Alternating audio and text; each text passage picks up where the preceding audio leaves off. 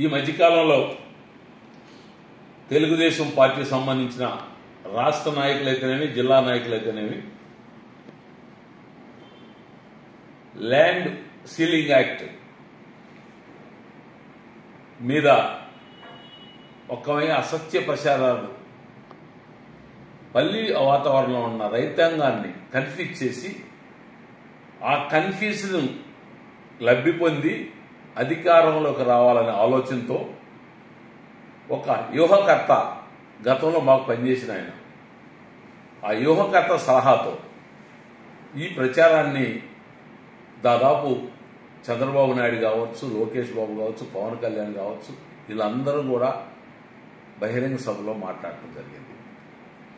ఆ యాక్ట్ వల్ల ఆంధ్రప్రదేశ్లో ఉన్న ఆస్తులు మొత్తం జగన్మోహన్ రెడ్డి గారు ఒరిజినల్ డాక్యుమెంట్స్ ఆయన దగ్గర పెట్టుకొని ఏదో ఒక బ్యాంక్కి కుదవ పెడతాడు అనే ప్రచారాన్ని చేయటం ఎంతవరకు ధర్మం అని వాళ్ళు అడుగుతున్నారు. నీ ఆస్తిని నేను కుదవ పెట్టాలంటే నీ సంతకం లేకుండా ఏ బ్యాంక్ కూడా లోన్ ఇస్తాడా? నెంబర్ 1. నెంబర్ 2, రాష్ట్రాలన్నిటికీ ముఖ్యమంత్రులు ఉండొచ్చు కానీ ఆ రాష్ట్రంలో ప్రజలకు ఇబ్బంది జరిగే ఏ ఒక్క పని చేసినా రాష్ట్రానికి మించిన కేంద్ర ప్రభుత్వం ఒకటి ఉంది. కేంద్ర ప్రభుత్వం అటువంటి యాక్ట్ను జగన్మోహన్ రెడ్డి ఇంప్లిమెంట్ చేస్తుంటే కేంద్ర ప్రభుత్వం తన నిఘా వర్గాలతో ఎంక్వైరీ చేసి క్రేజీ వాళ్ళని ఆ లిక్కర్ స్కామ్లో ఏ విధంగా చేశారో ఆ విధంగా చేయరంటారా? ప్రజల ఆస్తిని ఆయన లాక్కుంటున్నారని తెలిసిన తర్వాత కేంద్ర ప్రభుత్వం ఊరుకుంటుందా అని చెప్పి మేధావులను, చదువుకున్న వ్యక్తుల్ని, ప్రజల్ని నేను అడుగుతున్నా. ఇదే యాక్టు అసెంబ్లీలో చర్చ పెట్టినప్పుడు మీ పార్టీ తరఫున మీ ప్రతినిధిగా ఇది ఎంత గొప్ప యాక్టు అని మీ ప్రతినిధిగా పయాల్ కేసు గారు ఈ యాక్ట్ గురించి ఎంత గొప్పగా మాట్లాడాడో ఒక్కసారి మీరు ఇది నిజం కాదా అంటారా? ఇది అసెంబ్లీలో మాట్లాడిన మాటలు, అసెంబ్లీ రికార్డు ఇప్పటికి ఉంది.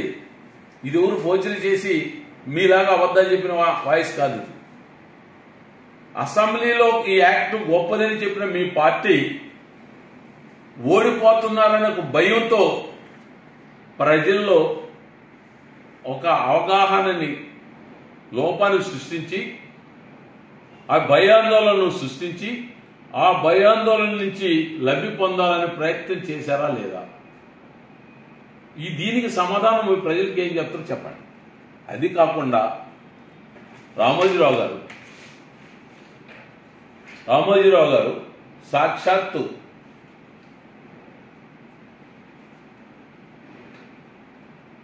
రైతు కార్యక్రమంలో ఆయన ప్రతిరోజు ఉదయాన్నే వస్తుంది మనకు టీవీలో రైతుల గురించి, సాగుబడి గీగుబడి గురించి చెప్పే కార్యక్రమం ఒకటి ఉంది ఆయనది, అన్నదాత ప్రోగ్రాంలో ఈ యాక్ట్ గురించి ఏ విధంగా ప్రచురించారో ఒకసారి చూడండి. ఇవన్నీ కూడా మీ ద్వారా ప్రజల్ని, మేధావుల్ని ఒక్కసారి ఆలోచించాలని చెప్తున్నాను. ఎంత దుర్మార్గపు చర్యో ఒక్కసారి మీరు ఆలోచించండి. అసెంబ్లీలో ఈ చట్టం కావాలి ఆంధ్రప్రదేశ్కి అని చెప్పింది మీరు, అన్నదాత కార్యక్రమంలో ఇది మంచి చట్టం అని చూపించింది రామోజీరావు గారు. ఈరోజు ఎలక్షన్ వచ్చేసరికి ఈ కూటమి ఎక్కడో ఉంది జనంలో, ఒక్కసారి కూటమిని ముందుకు తీసుకురావాలని చెప్పి ఈ చట్టం మంచిది కాదని చెప్పి ప్రజలకు ప్రచారం చేయటం అనేది ఎంతవరకు ధర్మం అని ఒకసారి ఆలోచించాలి. దీని మీద ఈసీ కూడా యాక్షన్ తీసుకుంది. ఆల్రెడీ కేసులు పెట్టమని చెప్పింది. మొన్న ఈ మధ్య పేపర్లో కూడా చూసాం. నేను అడిగేది ఒకటి మీ ద్వారా ప్రజల్ని, ఏ ఆస్తి కూడా యజమానికి సంబంధం లేకుండా ముఖ్యమంత్రి గారు కావచ్చు, ప్రధానమంత్రి గారు కావచ్చు, మన ఆస్తిని తీసుకునే రైట్స్ లేవు. మన ఆస్తిని ఎవరు కూడా తస్కరించరు.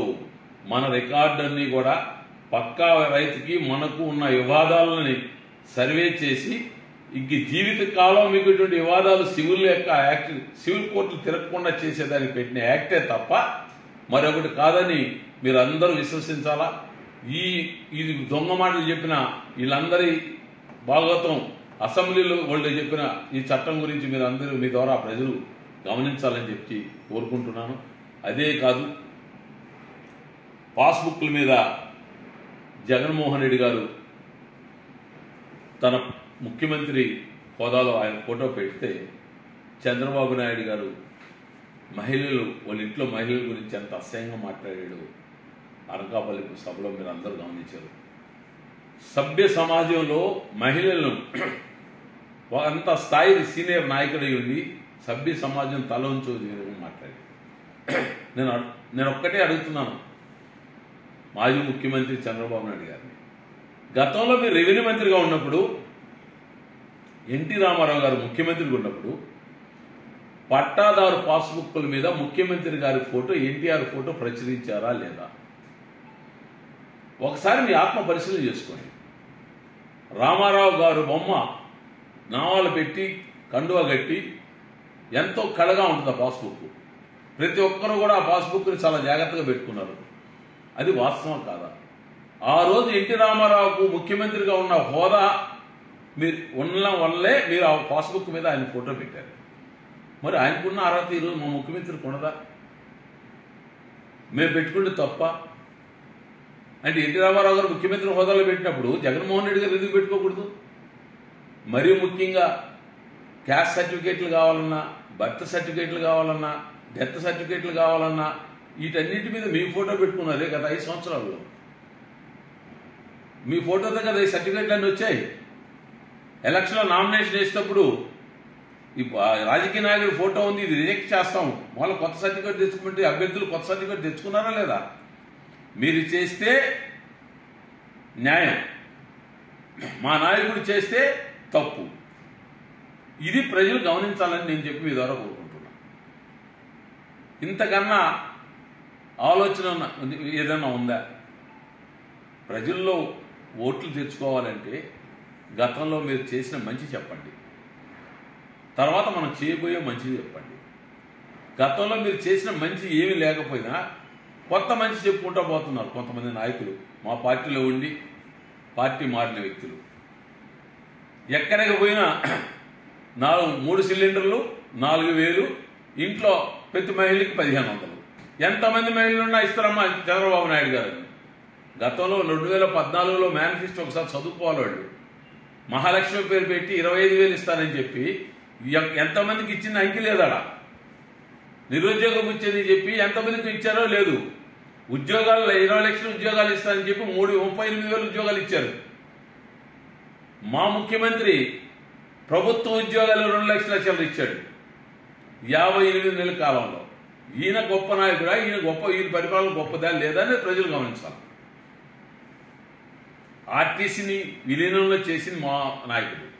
దాదాపు 48,000 కుటుంబాలని 2 సంవత్సరాల కరోనాలో వీధి పాలు కాకుండా ఇంట్లో పెట్టి జీతం ఇచ్చి కుటుంబాలను కాపాడిన గొప్ప మనసున్న నాయకుడు వైఎస్ జగన్మోహన్ రెడ్డి.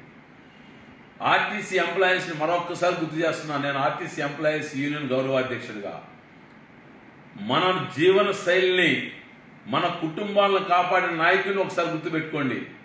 అది గుర్తుపెట్టుకోకపోతే దేవుడు కూడా క్షమించడు మనల్ని అనేది మాత్రం గుర్తుంచుకొని మన అందరం కూడా ఎంప్లాయీస్ యూనియన్ తరఫున ఆర్టీసీ వర్కర్స్ అందరికి చెప్పి ఆ కుటుంబాలని రాజశేఖర రెడ్డి గారు తనయుడు జగన్మోహన్ రెడ్డి గారు పార్టీకి ఓటేయమని 2 ఫ్యాన్ గుర్తుకు 2 ఓట్లు వేయమని చెప్పి మీరు అందరూ ప్రచారం చేయాల్సిన బాధ్యత ఉందని చెప్పి ఆర్టీసీ ఎంప్లాయీస్ వర్కర్స్కి అందరికి కూడా తెలియజేస్తున్నాం.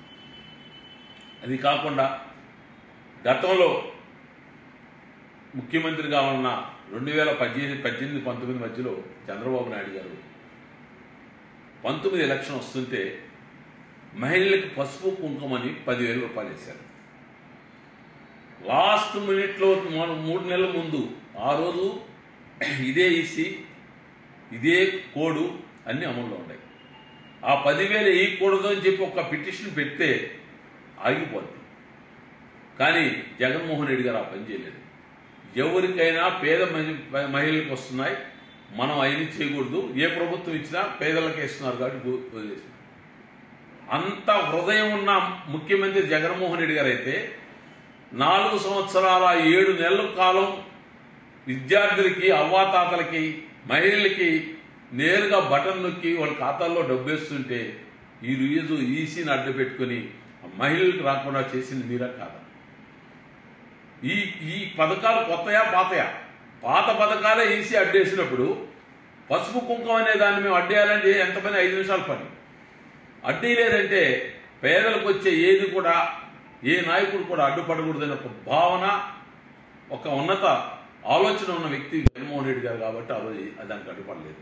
ఒక్కసారి మహిళలు, ప్రజలు ఇవన్నింటినీ కంపేర్ చేసుకొని డెవలప్మెంట్ కూడా ఈ మధ్యకాలంలో చాలాసార్లు నేను చెప్పాను, ముఖ్యమంత్రి గారు చెప్పిన పేపర్లో వస్తుంది. గత ప్రభుత్వం కన్నా బాగా చేస్తున్నాం.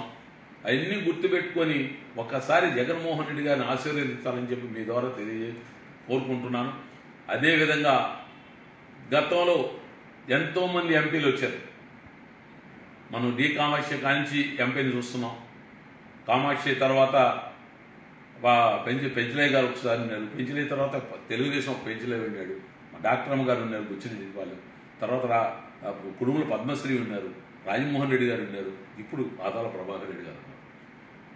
ఏ పార్లమెంట్ సభ్యుడు కూడా ఇప్పుడు ప్రస్తుతం పార్లమెంట్ అభ్యర్థిగా నేను ఉన్నాను, నన్ను గెలిపించమని చెప్పే వేణుంబాక విజయసాయి రెడ్డి లాగా సపరేట్ ఈ 7 నియోజకవర్గాలకు ఒక మేనిఫెస్టో రిలీజ్ చేసి ఈ కార్యక్రమాలు 5 సంవత్సరాల్లో నేను చేస్తాను, నన్ను గుర్తించండి అని అడిగిన పార్లమెంట్ సభ్యుడు లేడు.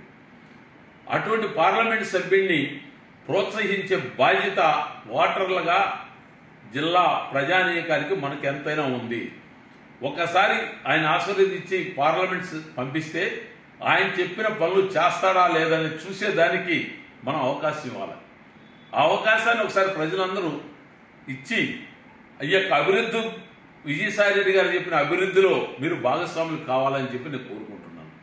అదేవిధంగా ఆదాల ప్రభాకర్ రెడ్డి గారిని, ఖలీల్ అహ్మద్ గారిని ఇద్దరిని కూడా గెలిపించాలా. ఆదాల ప్రభాకర్ రెడ్డి గారు పార్లమెంట్ సభ్యుడిగా ఉండి మన రైల్వే స్టేషన్కి ఆధునీకరణకు 100 కోట్లు ఇచ్చాడు పార్లమెంట్ సభ్యుడిగా. గతంలో ఎవరు తేలా, పనబాక లక్ష్మి కొంత అమౌంట్ ఇచ్చింది, తర్వాత అంత పెద్ద అమౌంట్ ఇచ్చింది ఆదాల ప్రభాకర్ రెడ్డి గారు. ఆదాల ప్రభాకర్ రెడ్డి గారు ఎక్కడున్నా అభివృద్ధినే చూస్తాడు. ఆ విధంగా పార్లమెంట్ సభ్యుడు విజయసాయి రెడ్డి గారు, ఆదాల ప్రభాకర్ రెడ్డి గారు ఇద్దరు కూడా శాంతిని, అభివృద్ధి కోరుకున్న వ్యక్తులు కాబట్టి నెల్లూరు జిల్లా ప్రజానాయకం ఈ ఇద్దరు వ్యక్తుల్ని అఖండ విజయం చేకూర్చి నెల్లూరు అభివృద్ధిలో మీరందరూ కూడా భాగస్వాములు కావాలని చెప్పి మీ ద్వారా తెలియజేసుకుంటూ సెలవు. మరిన్ని వీడియోస్ కోసం ఛానల్ ని సబ్స్క్రైబ్ చేయండి. లేటెస్ట్ అప్డేట్స్ కోసం వాట్సాప్ ఛానల్ ని ఫాలో చేయండి. అండ్ లింక్ డిస్క్రిప్షన్ లో ఉంది.